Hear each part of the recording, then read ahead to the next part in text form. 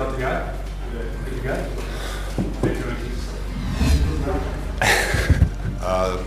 In a bit of trouble when you came on for that last spell, Mitch. Were you feeling the pressure, or were you confident in your job? Yeah, you always got to feel a little bit confident, don't you? It's yeah, it was probably touch and go there, and look, we've always had the belief there, and we've got plenty of good bowling in our lineup, and we know we've got guys who can bowl to death. We're always only a couple of wickets away, and at the same time, there were probably only a few sixes away from taking the game from us. So, yeah, fantastic game of cricket today. Mitch, it feels like we have to grind it out at times. How satisfying is that? Yeah, it is. It's satisfying. It's also exciting that we haven't probably played awesome cricket today. We've probably played some really good cricket matches, but there's definitely things we can get a lot better at in all three facets. So that's exciting for the group, finding ways to win and being 5 for not many and seeing Coulson strike him the way he did was fantastic for him and for the group to get us to a competitive total that we felt pretty confident in defending. So yeah, plenty of positives to take from today. On your bowling, Mitch, do you just live World Cups, man? I mean, obviously you seem to rise to the occasion pretty well. Yeah, the boys are taking the pebbles from me just before as well. But no, look, I guess I've been pretty clear and calm in my my approach to cricket the last few months, and hopefully that's a sign today that even when it's probably in the balance, I can stay calm. And yeah, I guess having that experience of 4 years ago probably helps play part. But as I said before, we've got guys that can bowl throughout an innings and bowl to death. Plenty of options for Aaron to go to when called upon. So yeah, another positive today for us to be able to defend that total. But obviously we had to get there with Coulson, which was fantastic. Mitch, can you just talk us through that early entertaining contest between you and Chris Gale, and were you aware that the ball before the wicket ball you overstepped considerably? I didn't until about 5 minutes ago when someone told me. I'm normally pretty close, and I've actually been a fair way back for a lot of the last few weeks. So yeah, I didn't know I was over there, but someone told me about 5 minutes ago that it was fairly a long way over. So got away with that one, fortunately. And the contest? Yeah, I've had some good battles with Chris over the years, and he's obviously a major weapon for them, and we just saw a little glimpse of it today, how strong he can be when he strikes that ball. He's so strong, and he can find, I guess he finds the gap by hitting over the top, doesn't he? So yeah, he's a huge weapon for them, and we knew that going into this contest that they're going to have a few really big strikers and look for boundaries, which he's one of. And yeah, we were very fortunate to get him early enough to put him on the back foot again with the new ball. Mitch, you didn't play against India in March, but what did you learn from watching that series and from maybe watching them against South Africa yesterday that you can take into Sunday? I don't remember watching the series at home. Or if I did, I don't remember it. How do you bowl to Kohli? Oh, look, it's different conditions again. We're playing at the Oval. I guess taking a little bit out of how they played against South Africa. Yesterday they played pretty well. I didn't see too much of their batting. Watched their bowling. But look, we'll go to the Oval tomorrow. I don't think we'll be at the ground, but we'll be there the day before and have a look at conditions there. Again, for I guess talking about a bowling group, for us it's to continue talking about what we do really well and what we can control.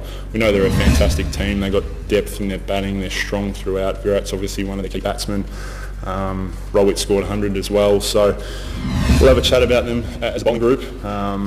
But at the same time, we've got to remember what we can control, and that's how we, I guess that's our strengths and where we want to bowl to the conditions as well.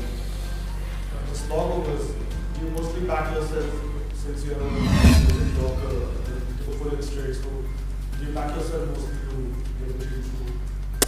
Yeah, you've got to. I think in international cricket, and it's something I enjoy doing, bowling at the death, and you're not gonna win them all, and there's going to be times where you go the journey or you don't quite get your team over the line. But I think that's what I enjoy about the challenge of that. And as I said before, we've got a group of bowlers, even guys who didn't play this game, who are capable of doing that, and that's a fantastic option to have throughout a World Cup. We know we're going to have to rely on 15 guys to hopefully win the World Cup, and me personally, I enjoy working at it, enjoy doing it for the team when called on.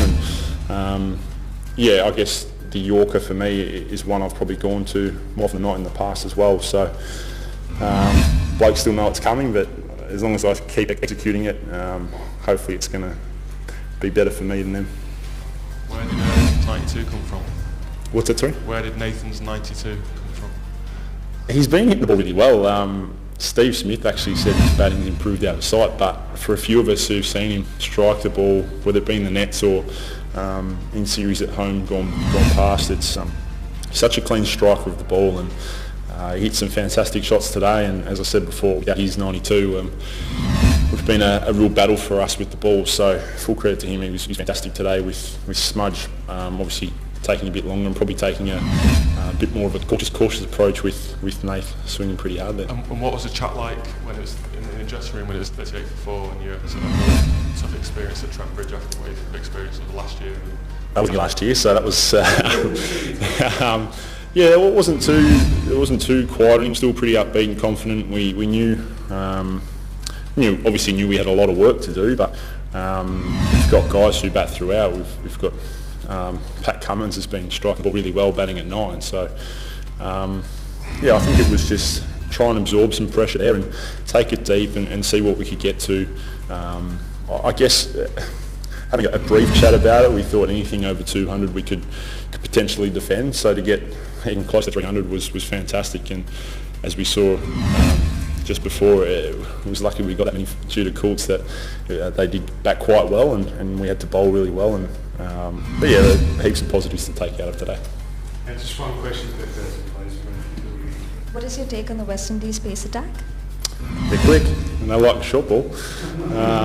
My chest still hurts a bit, but yeah, look, they bowled really well. Obviously, to have us for not too many, they've bowled fast and aggressive, and I guess that's West Indies attacks of old. It's fast, aggressive stuff up around the nose of the batsman, pinning him on the body or some in the helmet as well. So yeah, look, it's going to be a huge weapon for them going forward in this World Cup, and yeah, like I said, a great positive for us to come at the end of this game with a really good result for Australia, and plenty to learn from. Mitchell, given the reaction you guys got from the crowd, is it safe to say you won't be too disappointed to come back here for an Ashes test? We were surprised when it wasn't going to be an Ashes test here, so